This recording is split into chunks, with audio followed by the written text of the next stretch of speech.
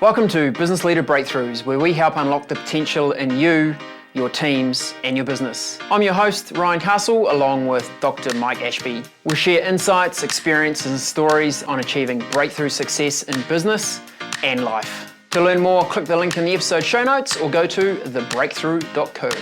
Now let the breakthroughs begin. Dr. Mike, great to have you back on Business Leader Breakthroughs, the best podcast in town. Not even just in town, in the world. Well, the thing with podcasts is you can listen to them any town, anywhere. So we are the best town and wherever people are listening. 100%. Topic for today is return to work or return to offices. It's quite often talked about. It seems to have been a very hot topic in media over the last few months. It's gained a lot of traction with large organizations like Amazon coming out and saying their entire workforce has to return to the office 5 days a week. With the US recently executive orders from President Trump saying that all federal employees must return to work. Closer to home, we've had Woolworths and some of our larger New Zealand organisations coming out with policies. It's a hot topic. What are your initial thoughts? Oh, well, it's sort of like it's become like the perennial debate and discussion. It's joined a small group, which is usually to do with titles, car parking, and Christmas dues. You know, they are the major internal controversies for most organisations, and it's to be expected, really, because at the time, if you remember back to those dim dark days of COVID, it felt like a revolution, like it was never going to be the same again. And people like, Zoom, which we're recording on, was all about how you didn't need to go back to work now. The technology was such, et cetera, et cetera. And yet here we are barely 3 or 4 years later going, all right, that's done. That's over. So, yeah, I guess that makes for interesting news because it's like a big trend. Data's pretty scarce, or put it another way, I haven't looked at the data. Don't know exactly how many people were still full-time working from home. Don't know exactly how many people were not full-time back in the office. I know from anecdotal evidence, like we've got a client that's an office property company, and they were saying at least a year ago that occupancy rates were on almost at pre-COVID levels in offices. So I don't know how much of a song and dance it is. Well, I think the really interesting thing is people make these pronouncements about Amazon and President Trump talking about getting back to the office 5 days a week, 100% full time. It's kind of it doesn't suit everyone. And actually, on the ground, what we'll find, I think, is that people make their own arrangements inside that broad umbrella, and that's the advantage of doing something like. I mean, for us, we've been working from home for years. We've had, long before COVID, we had days we would work from home because there are some things that are just better done in a kind of relative peace and serenity of your own home. That was it, really. It was nothing more than that. So when people, when everybody has to go home, everybody was working from home, it was very exciting that the first round of that, productivity went up. Second and subsequent rounds, productivity actually went down. And it was less a case of, we're kind of going to burn people out because it's not working from home, it's sleeping at the office. No, it turned out actually people adjusted, people adapted. It just went back to a slightly different version. So inside that broad policy of, no, you need to work from the office, there will be people who should be working from home at least part of the time. We've got people who should work from home part of the time. In fact, from our point of view, we've got one of the key things is the flexibility, right? I think there's the flexibility which is applicable and desired by a lot of people, and my take on flexibility is not like, oh, it gives me the opportunity to watch Netflix at home during a workday. It is No. genuinely things like we have a significant revenue generator in our business.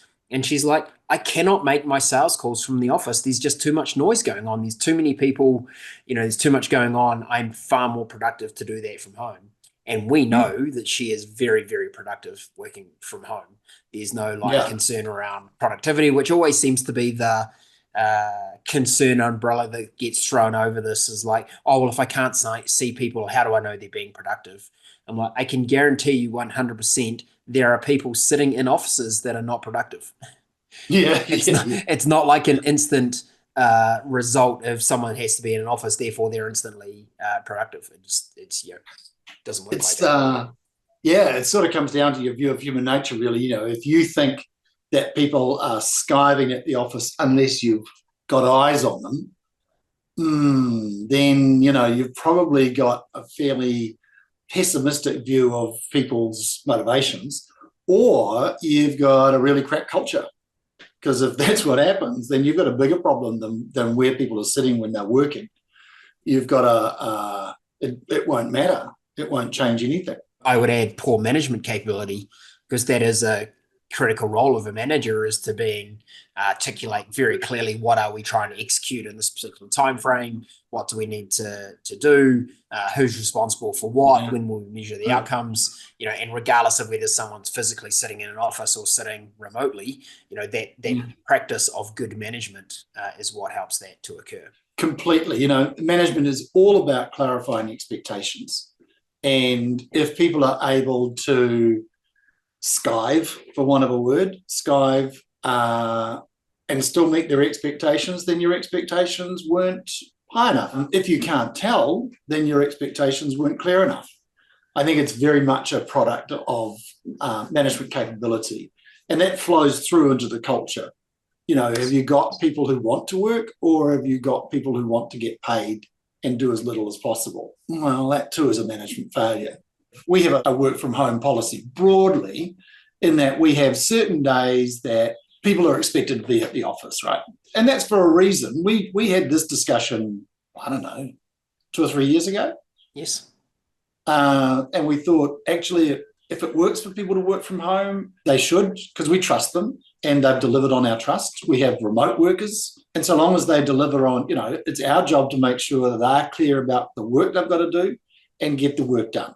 And our belief is that they've got enough hours allocated to get the work done in that time. That's just management, right? And then, in terms of the flexibility, some people actually want to be in the office. Right. One of our team doesn't want to work from home at all. I think she's pretty much there 5 days a week. And sometimes there's only 2 or 3, and sometimes not even that. Other people in the office, but that's her preferred zone. She wants that separation. I think that's the really important thing in all of this.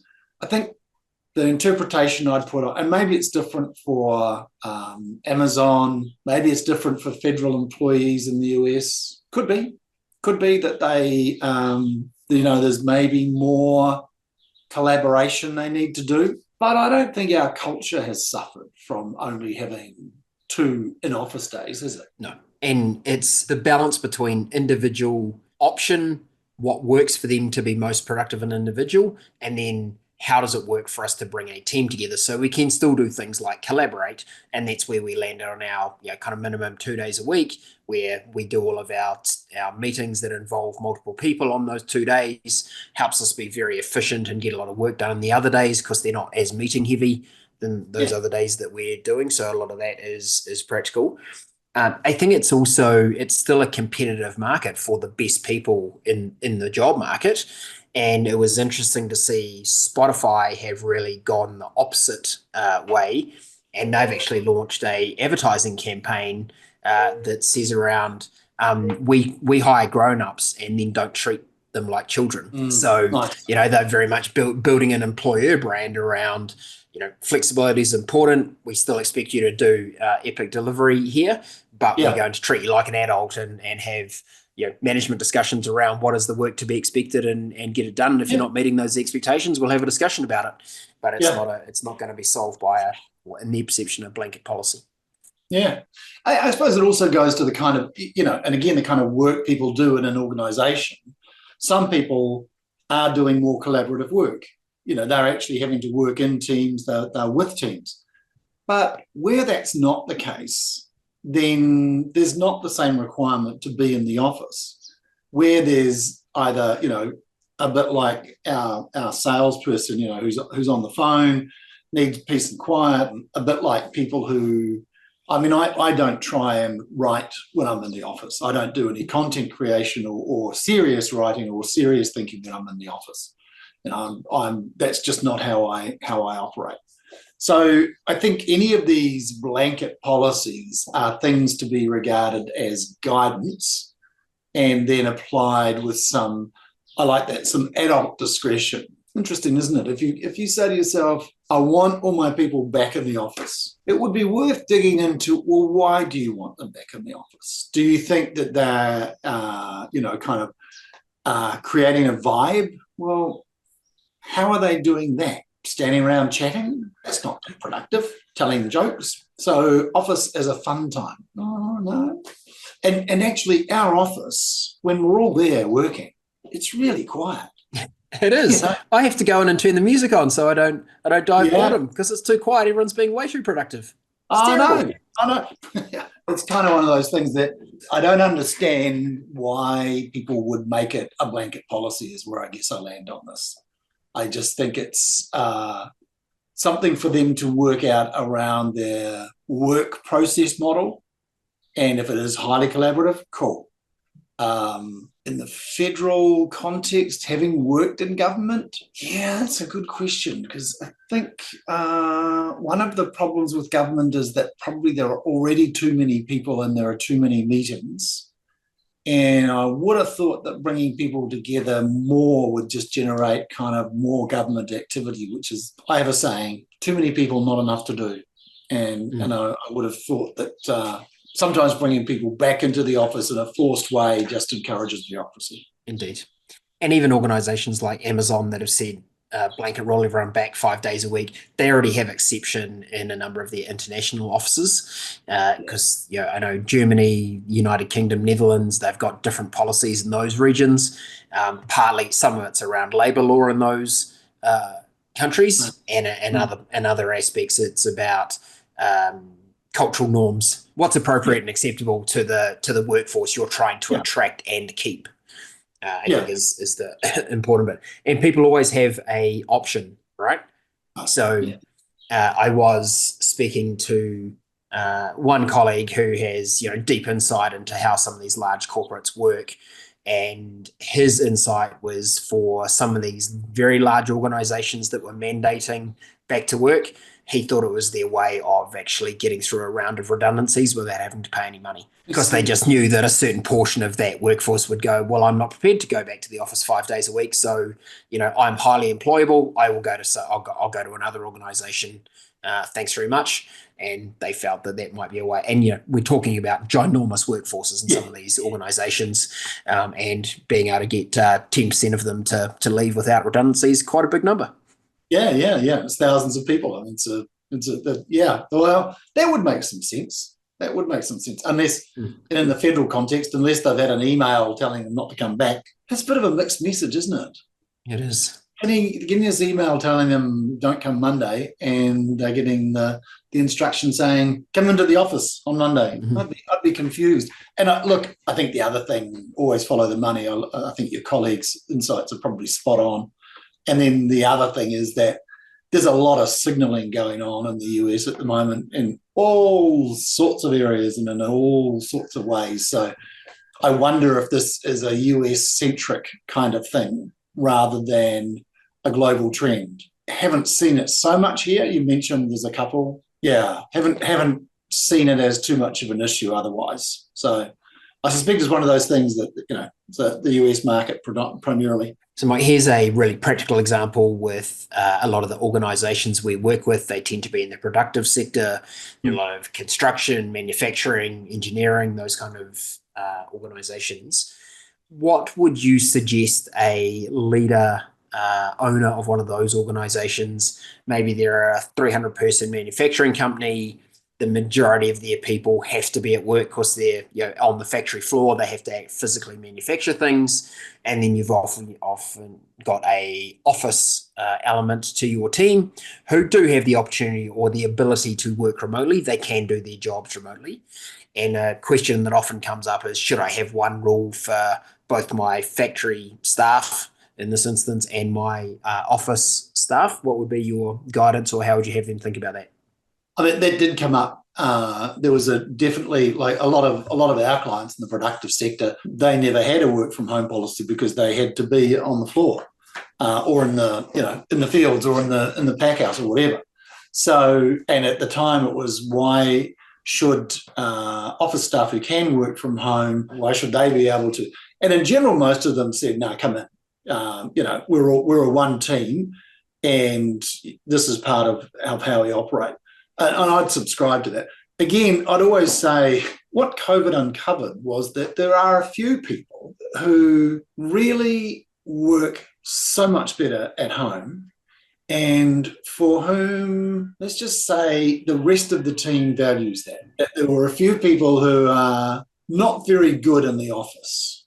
It doesn't suit them. They're not comfortable. They're not adept. They can upset things. If you can get them working from home and working on their own, still producing without kind of upsetting apple carts around the place, it's a godsend, right? So there's always potential for those sorts of people, and for people who need to do deep work. I think that's the policy is, by and large, you should be here. If you're in the office in that kind of productive setting, you should be here because that's part of our culture and it's the solidarity with the whole team. But we also recognise that some people are better suited to working from home, or some people have work that they need to be at home for. As opposed to, I could do it here or I could do it there. I think I'll do it there. If it doesn't matter where you do it, then come to the office. I think that's the kind of logical thing. And how about the situation of a leader that mandates their team has to be in the office, but they like to do a bit of work from home? Yeah, that's not going to work, is it? That's sort of then you probably will get when that person's not at the office, the team will be skiving. It'll be like they're at home and the leader's in the office. That's kind of more insulting than anything else, really.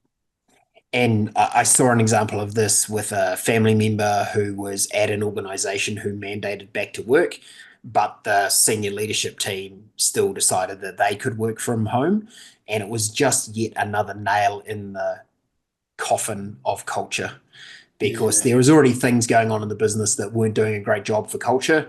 And then suddenly when the leaders started going, well, this is the rule for you, but it's a bit different for us, it was another nail in the coffin. So yeah, be wary of not leading by example. And probably if you tone deaf enough to make that kind of call, your culture is probably already stuffed. It was and remains to be. Yeah. And so actually the questions of working from home or working full-time at the office, they are second order issues to the fact that they've got a fundamental problem in their culture. It's probably one to think about more as a symptom than as a cause. Indeed. Alrighty, Mike, I think that's great guidance for our listeners. I think in summary, we could say blanket rules don't tend to be a great solution. Give some guidance. Look to find balance between personal productivity and collaboration, and then have your managers do a really great job of managing your business, setting clear expectations, making sure people are delivering on the requirements for the business. And as is always the case, how about treating people like humans and having an individual conversation with each of the people in your team and trying to understand where are they very best at their role and what location and environment works best for them to deliver, and make some smart decisions about that using discretion. And I think I'd just add that if it is a big issue, it may well be that there are other things going on. This may be a symptom, and it's worth digging deeper into what else is going on in the culture. Well said. Thanks, Mike. Good episode. Thanks, Ryan. Good, mate. Bye-bye.